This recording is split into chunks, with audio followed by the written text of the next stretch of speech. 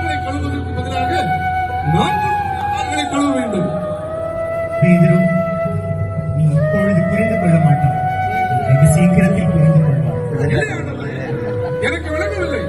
நீர் என் கால்களை கழுவதற்கு நான் தேவையில்லை. நீர் என் கால்களை கழுவே கூடாது.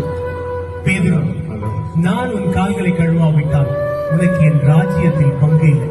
ஆண்டவரே, அப்படியானால் என் கால்களை மட்டுமல்ல, என் தலையையும் என் கைகளையும் ஒருவன் கழுவப்பட்டு விட்டால் அவன் கால்களை தவிர வேறே கழுவப்பட வேண்டிய அவசியம் இல்லை.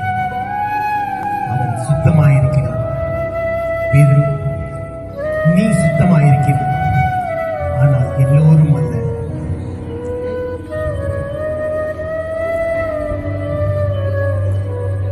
இன்றிரவு நான் உங்களுக்கு செய்ததை நீங்கள் புரிந்து கொண்டீர்களா?